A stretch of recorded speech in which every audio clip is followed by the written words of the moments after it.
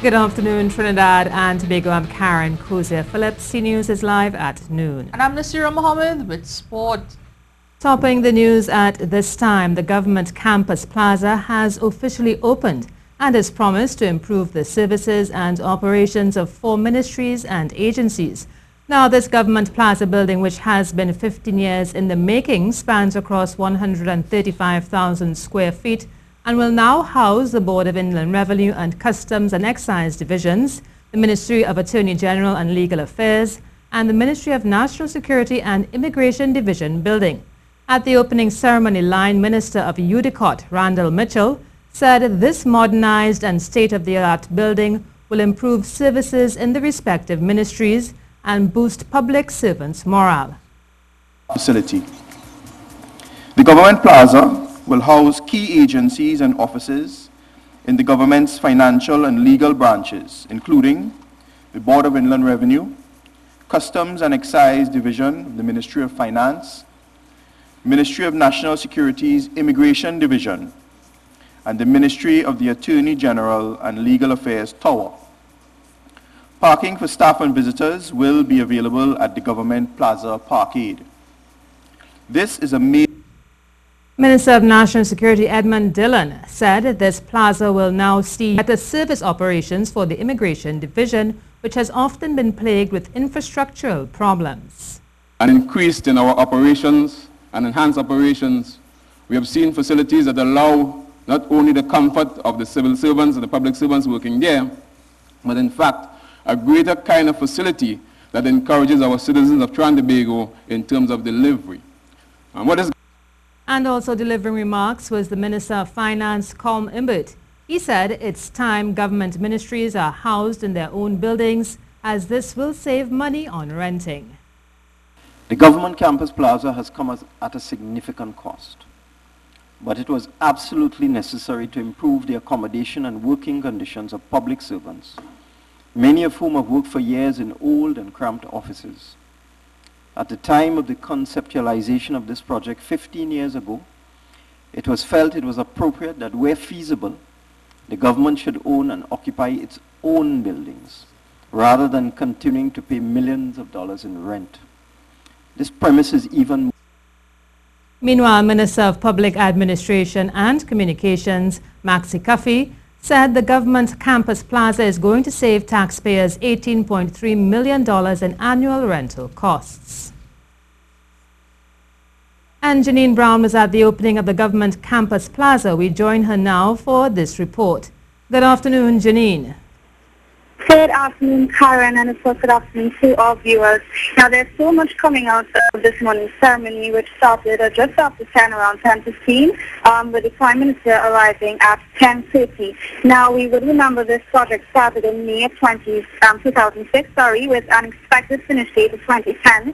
So here in 2017, we are 7 years behind schedule, but of course it's still official occasion with the ceremony being open. Now, looking at the bigger part of today's ceremony and a look at what the opening actually means, there is of course a cost-saving element of government institutions now occupying buildings paid for by taxpayers. This of course opposed to renting from private entities. And it is on this end in his delivering his speech address that the Prime Minister, Dr. Keith Rowley, issued a challenge, if you want to call it that, for the private sector to again look into using housing with the properties that would now be vacant, that would have been before occupied by government entities. So it's very interesting. Right now we are on the tour, so I have to cut my phone into be a bit short, but yes, that's an update of what's going on here at the opening of the Government Plaza. That's it for me, Janine Brown, reporting for C News. Thank you very much, Janine. On to other news now. Minister of Works Rohan Sananan visited the Maracas Beach Facility Car Park Expansion Project. Now, the project is just one phase of a 3-phase project. The other phases include a water treatment plant and completion of huts. Ian Waston was there and he joins us on the line. Good afternoon, Ian. What more can you tell us about the Maracas project? Hi, good afternoon, Karen. And of course, as you mentioned, the Maracas project, what we the minister went to this morning was the car park extension. Of course, that is one phase, as you mentioned. The other phases would include the completion of the huts. So that would be alongside the shore that would house the vendors and so forth. And the other phase would be the water treatment plant. Now this phase, the car park extension phase, it is to be completed by September thereabouts. Of course, they couldn't get it in time for the rainy season, but because they're already in the transition into the rainy season. The entire phase, the entire project would include the 3 phases, should cost about $60 million. So they're trying to keep it with minimal cost as possible. So it would cost about $60 million. The contract for the hut has not been finalized yet. A contract was signed with the water treatment plant, and of course, Kusal, they are doing the car park extension. So the minister was pleased. The tourism minister, Chantal Kojo, she had other engagements. She was supposed to be there as well, but she had other engagements. So only the youth minister, Ruhan Sinanan, was there. Okay, thank you, Ian. Of course, we'll have more on that in a subsequent newscast. This is the CNews Live report at noon. Remember, you can keep up to date with all the latest news on our website at ctvtt.com, or you can check out our Facebook and Twitter pages at CNews Live.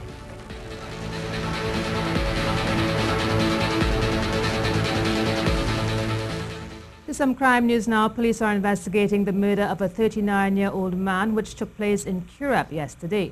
According to reports, Darren Dinanath was found dead at a house at Clifford Street in Curepe around 6 p.m. Earlier in the day, his relatives attempted to contact him but were unsuccessful. Dinanath, who is originally from Shogunas, was staying in Curepe while his home was being renovated. He was the owner of the restaurant and lounge Asylum located in Curepe. His killing is the 177th murder for the year. President of the Bankers Association of TNT, Anya Schnorr, is refuting statements made by the 8 business groups who say the association isn't open to meet with them. On Monday, the Coover Point Leases Chamber, Shogunas Chamber, Point Fortin Chamber, the Greater Tunapuna Chamber and the San Juan Business Association, also the Penal Debe Chamber, the Superior Chamber and the Rio Claro Chamber called for a meeting with BAT to get answers on bank fees and charges and how foreign exchange is allocated to customers. That's a mystery to us. I mean, we are always willing to meet with any stakeholder, and we have. I can think of the chamber, the Trinidad and Tobago Chamber, that has come to one of our board meetings requesting information. Many different interest groups have asked to meet with us. We have opened our doors. Again, at the end of the day, they're our customers. The 8 groups also threatened to boycott the use of credit card transactions at the point of sale. But the treasurer of BAT, Karen Darbesi, explained the status of foreign exchange in this country. The supply of foreign exchange is much less than the demand for foreign exchange.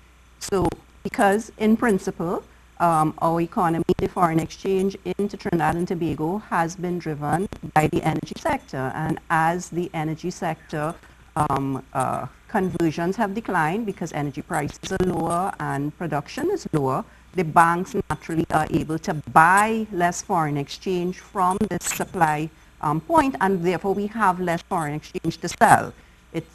And now is Ian Wallace with your afternoon weather.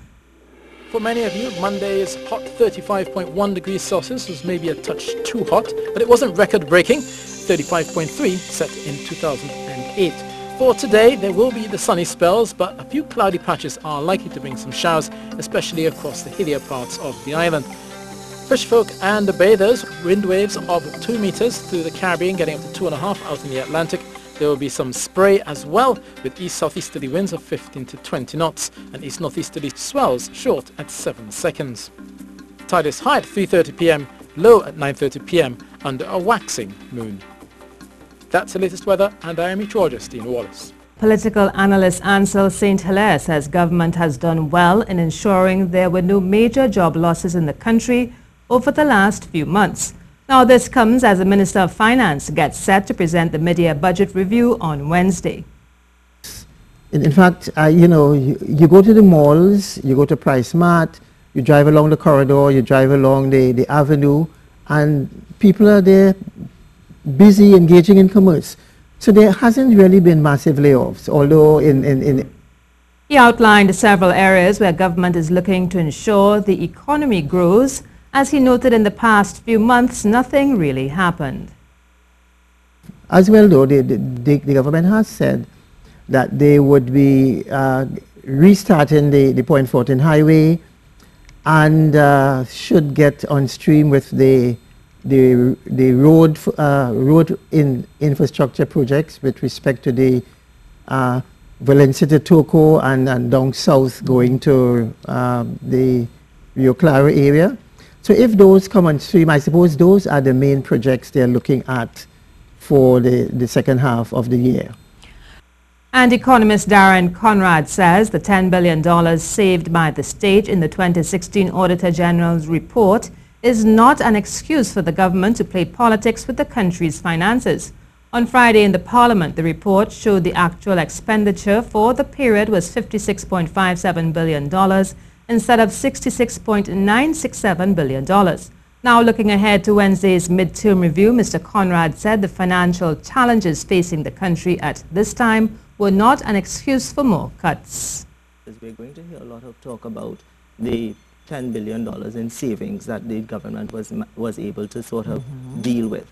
But I think that we must be very, very careful, and we must move away from the practice as it has been, in my estimation, from an economic standpoint, of using the budget as a political tool. It is dealing with fiscal management, and we need to treat with it as such. So Mr. Conrad was speaking on Good Morning Trinidad and Tobago earlier today. And Nasiri Mohammed joins us to tell us what's coming up in sport. That's correct, Karen. Big news for West Indies women's team. 2 new Trinidad and Tobago players have included for the very first time, making their debuts at the Women's World Cup later this summer. I'll have details on that and much more.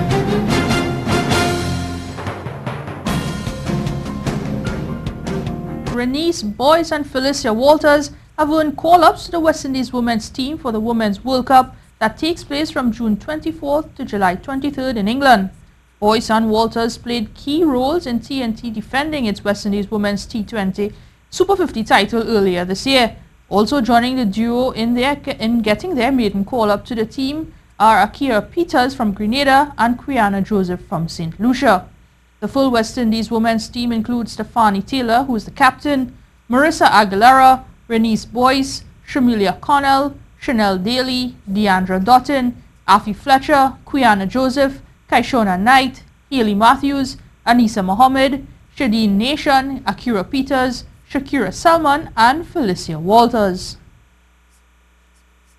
Despite finishing outside of the Big Four, Trinidad and Tobago nationals under-15 boys ended their campaign at the Cayman Airways Invitational with a 6-0 victory over the host nation.